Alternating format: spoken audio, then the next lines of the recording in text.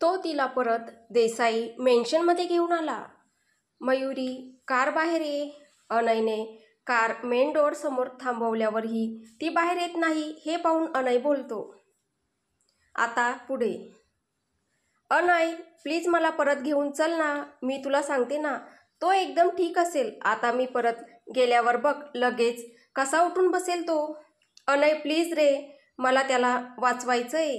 मयुरी रडत होती, बोलत होती. अनयला तिच्यासाठी वाईट वाटत होतं. तिला रडताना पाहून त्रास होत होता, पण तोही हतबल होता. सध्या हे सगळं घडताना पाहण्याव्यतिरिक्त तो काहीच करू शकत नव्हता. त्याने पुन्हा मयुरीला मगासारखंच उचलून घेतलं आणि आत मेन्शनमध्ये गेला. दद्दूनी त्याला पाहिलं, पण मयुरीला तसं रडताना पाहून त्यांना अनयला काय विचारावं हेही समजेना. त्यांनी त्याला तसंच जाऊ देणं योग्य समजलं. मयुरी मात्र अजूनही त्याला तेच विनवीत होती. त्याला तिची काळजी वाटायला लागली. जास्त रडल्याने तिची तब्येत खालावली. त्याने तिला रूममध्ये आणून बेडवर झोपवलं, पण ती परत उठून बसली. अनय, तू खूप दुष्ट आहेस. अरे लिओ ठीक आहे, तो माझी वाट पाहतोय. प्लीज जाऊ दे. मला तुला नाही यायचं ना. तू नको येऊस. मी एकटी जाईन, पण प्लीज मला जाऊ दे. ती बडबडत होती आणि अनय तिच्या बडबडीकडे साफ दुर्लक्ष करून बेडच्या बाजूच्या ड्रॉवरमध्ये काहीतरी शोधायला लागला. त्याला ते भेटलंही. जेव्हा त्याने हात ड्रॉवर बाहेर काढला तेव्हा त्याच्या हातात एक इंजेक्शन होतं आणि एक छोटी औषधाची बाटली होती. त्याने त्या बाटलीतून इंजेक्शनमध्ये ते औषध फिल केलं आणि मयुरी जवळ आला. ती अजूनही त्याला हेच सांगण्याचा प्रयत्न करत होती की लिओ ठीक आहे आणि त्यांनी त्याला हॉस्पिटलमध्ये नेलं तर तो बरा होऊ शकतो. तिची ती अवस्था पाहून त्याला वाईटही वाटत होतं आणि आता तो जे करणार आहे त्याने त्याला स्वतःचाच राग येत होता. I am sorry Mayuri. एवढं बोलून त्याने ते इंजेक्शन तिच्या दंडावर इंजेक्ट केलं. मयुरीला गुंगी यायला लागली. काही क्षणातच ती अडखळत बडबडत बेडवर पडली. तिला झोपलेलं पाहून त्याला त्याचा राग अनावर झाला आणि त्याने त्याचा हात जोरात तिथल्या भिंतीवर आदळला. त्याला जोरात ओरडावं वाटत होतं, पण ही ती वेळ नव्हती. त्याला लिओकडे जायचं होतं. त्याला नक्की कुणी आणि काय केलं हे माहिती करून घ्यायचं होतं. त्याने मयुरीच्या अंगावर पांघरून घातलं आणि रूम बाहेर निघून गेला. मयुरीला झोपून अनय रूम बाहेर आला. त्याने रूम बाहेरून लॉक करून घेतली. ते करताना त्याला त्याच्या मागे आलेल्या रामनेही पाहिलं. मी येईपर्यंत तिने कितीही दरवाजा वाजवला तरी हा दरवाजा कुणीही उघडायचा नाही मी आल्याशिवाय. तो एवढंच बोलून तिथून निघून जातो. त्याचे लाल डोळे आणि रागाने लाल झालेला चेहरा पाहून त्याला काही विचारण्याची हिंमत झाली नाही. अनयने कार स्टार्ट केली आणि पुन्हा त्यांच्या फ्लॅटवर आला. तोपर्यंत आयुषने त्याच्या गार्ड्सला बोलवून घेऊन तिथल्या तपास सुरू केला होता. तोही सगळीकडे स्वतःसुद्धा चेक करत होता. बाजूलाच लिओला एका पांढऱ्या कपड्यात गुंडाळून ठेवले होते. अनयने येताच नजर लिओवर टाकली आणि आयुष जवळ गेला. आयुषही त्याला आलेलं पाहून पुढे झाला. CCTVमधून काही समजलं आयुष? इथे नक्की काय झालं ते? भाई, एक कार तू सकाळी इथून गेल्यावर रस्त्याच्या पलीकडे सहज दिसणार नाही अशी लपलेली होती. ती दिवसभर तिथेच होती. रात्री जेव्हा तुमची दोघांची म्हणजे तुझी आणि वहिनीची नेहमीची यायची वेळ झाली तसं त्या कारमध्ये लपलेली काही जण गेटच्या आत येऊन इथे लपण्यासाठी जागा शोधू लागले. पण लिओमुळे त्यांना ते जमत नव्हतं. तो सारखं त्या लोकांवर भुंकत होता कारण त्यांच्या हातात गन्स होत्या. त्यांनी त्याला शांत करण्याचा प्रयत्न केला, पण तो त्यांना आवरतच नव्हता. त्यामुळे त्यांनी रागाने त्याला शूट केलं. पण तरीही तो भुंकायचा थांबला नाही. शेवटी ती लोक मग तिथून निघून गेली कारण त्याच्या आवाजाने दूरवर असलेल्या घरातील लोक इकडे यायला लागले होते. बस इतकंच. आयुष जे घडलं ते जसेच्या तसे सांगतो. त्या लोकांचे चेहरे दिसले कॅमेऱ्यात? नाही बाई, त्यांनी चेहरा मास्क आणि कॅपने कव्हर केलेला होता. ठीक आहे, इथे त्यांचे काही फुटप्रिंट फिंगरप्रिंट मिळतात का ते पहा. मी लिओला घेऊन चाललोय. अनय बोलतो तसं आयुष मान हलवत तिथून निघून गेला. तो गेला तसं अनय लिओ जवळ गेला. त्याने लिओला उचललं. क्षणभर त्याचेही डोळे ओले झाले होते. त्याने लिओला त्याच्या कारच्या मागच्या सीटवर बसवले. आपण ड्रायव्हिंग सीटवर बसत कार स्टार्ट केली. काहीच वेळात तो परत देसाई मेन्शनमध्ये आला. सगळा स्टाफ दद्दूसोबत बाहेरच त्यांची वाट पाहत होता. अनय कार बाहेर आला. त्याने कारचा मागचा दरवाजा उघडला आणि दोन्ही हातात लिओला उचलून घेतलं. त्याला पांढऱ्या कपड्यात गुंडाळलेलं असल्याने अनयच्या हातात नक्की काय आहे हे कुणाला समजलं नाही. अनयच्या हातातील पांढऱ्या कपड्यात गुंडाळलेली वस्तू घेण्यासाठी म्हणून स्टाफपैकी एक जण पुढे सरसावला. खबरदार! अनयचा रागीट आवाज ऐकून तो ज्या चपळतेने पुढे झाला होता त्याच चपळतेने मागे झाला. कुणीही माझ्या मागे यायची हिंमत करू नका, तो स्टाफसहित दद्दूवर एक जळजळीत नजर टाकत बोलतो आणि लिओला घेऊन मेन्शनच्या मागे असलेल्या गार्डनमध्ये घेऊन गेला. त्याने सांगितल्यामुळे कुणाचीही, अगदी त्याच्या दद्दूचीही त्याच्या मागे जाण्याची हिंमत झाली नाही. अर्ध्या तासात अनय परत आला. त्याने कारच्या बॅक साईडमधून एक लोखंडाची रॉड बाहेर काढली. दद्दू तो नक्की काय करतो याचा अनुमान लावेपर्यंत तर त्याने त्याच कारच्या काचा फोडायला सुरुवात केली. एक एक करत त्याने त्या कारचा कचरा करून टाकला. सगळे हा प्रकार पाहून आणि अनयचा राग पाहून भीतीने थरथरत कापत होते. दद्दूही हे सगळं पाहत होते. त्यांना अजूनही नक्की काय झालं हे समजलं नव्हतं. त्यांनी त्यांच्या माणसांकडून चौकशी केली पण त्यांनाही याबद्दल काहीच माहिती नव्हतं. ते बस त्या कारला तुडताना पाहत होते. त्याचा राग शांत करणं त्यांच्या हातात नव्हतं. कदाचित मयुरीला पाहून तो शांत झालाही असता, पण ती तर आत रूममध्ये बंद होती आणि त्याने सगळ्यांना तिला रूम बाहेरनं आणण्याची ताकीद दिलेली होती. हळूहळू त्याचा राग जाऊन डोळ्यात आता अश्रूंनी गर्दी केली होती. त्याला रडू यायला लागलं तसं त्याच्या हातांचा स्पीड मंदावला हे रामच्याही लक्षात आले. अनय, स्टॉप प्लीज, त्यांनी त्याला आवाज दिला. का? दद्दू, नेहमी मीच का? आज पुन्हा एकदा माझ्यापासून, मयुरीपासून आमची एक जवळची व्यक्ती हिरावली गेली आणि आम्ही काहीच नाही करू शकलो का? तिच्यासाठी तो तिच्या फॅमिलीसारखा होता. मलाही त्याची सवय झाली होती, पण आज आम्ही त्याला गमावलं. तिची अवस्था किती वाईट झालेली त्याला पाहून आणि मी काहीच नाही करू शकलो. हे सगळं नाही थांबवू शकलो. तुम्ही पाहिलं ना ती किती रडत होती.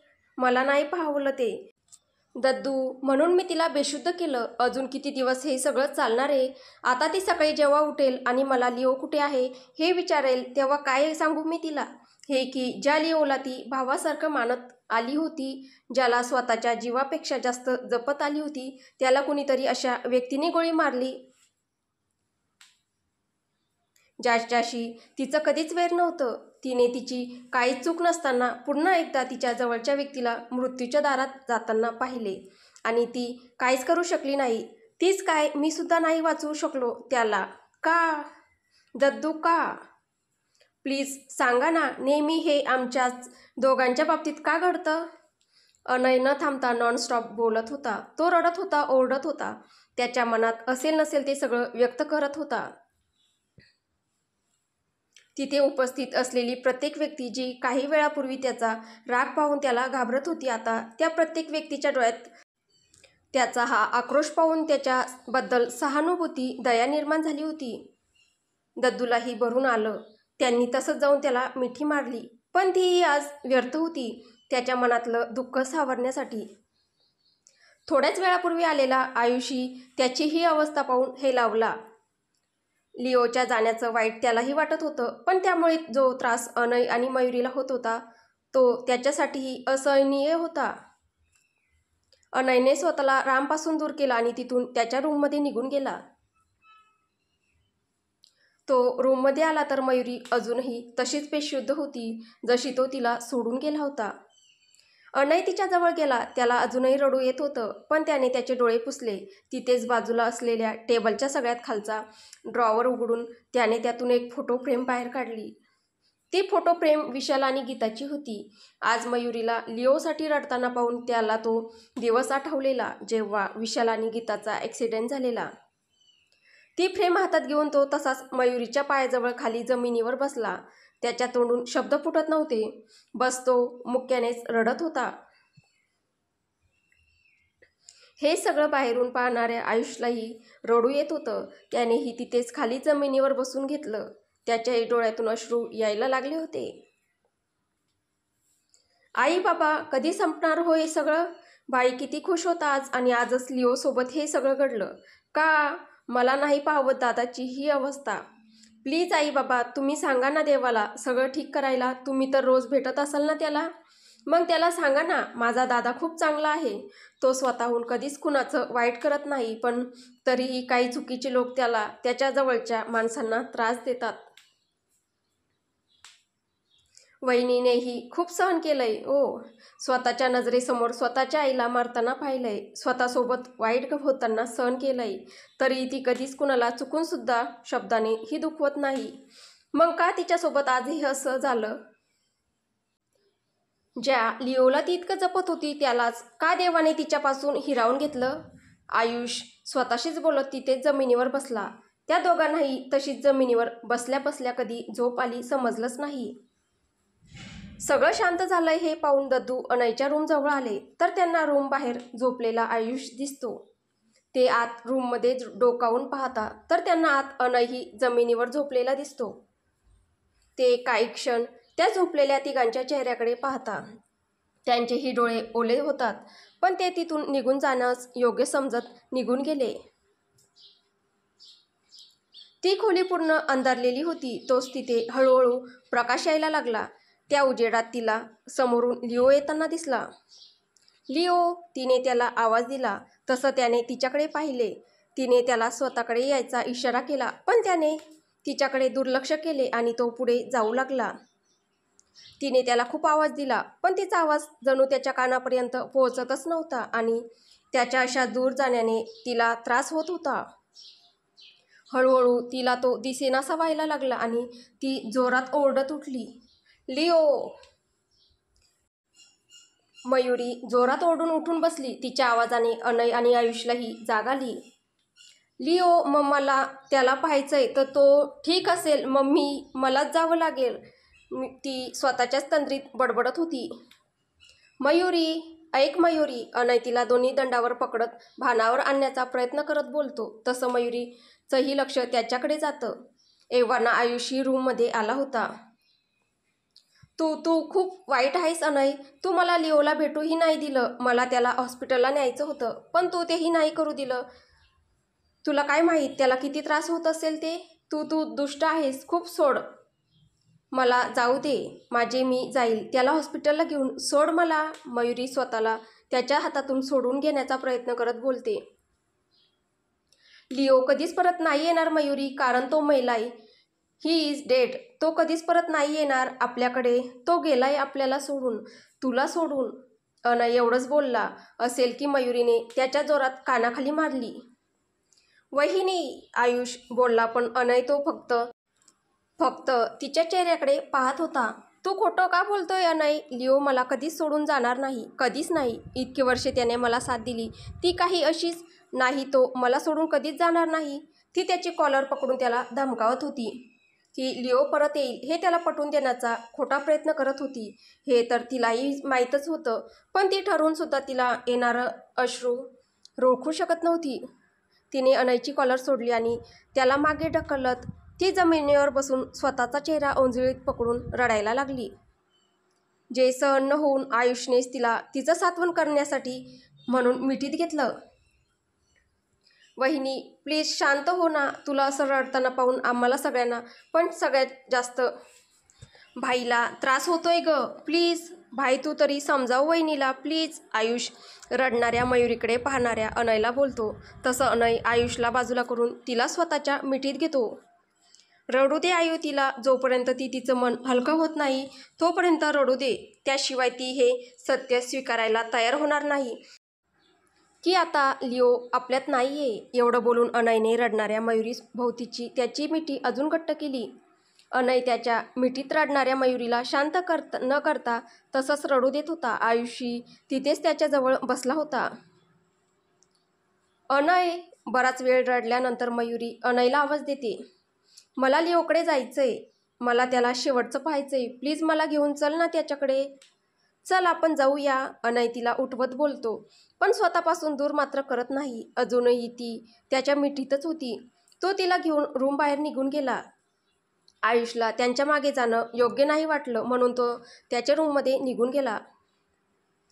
काहीच वेळात ते दोघे मॅन्शनच्या मागे असलेल्या गार्डनमध्ये एका कोपऱ्यात उभे होते. समोर काल अनयनी लिओला जिथे जमिनीत पुरले होते ती जागा होती. मयुरी खाली दोन्ही गुडघ्यांवर बसली. तिच्या डोळ्यातून अश्रू तर येत होते, पण ती रडत नव्हती. तिने त्या जागेवरून हळूच हात फिरवला. तर पुढे काय होईल हे आपल्याला पुढच्या भागात पाहायला भेटेल. तुम्हाला ही कथा कशी वाटते आहे कमेंटद्वारे नक्की कळवा. आणि कथा आवडत असेल तर व्हिडिओला लाईक करा, शेअर करा आणि चॅनलवर कोणी नवीन असेल तर चॅनल सबस्क्राईब करा. धन्यवाद.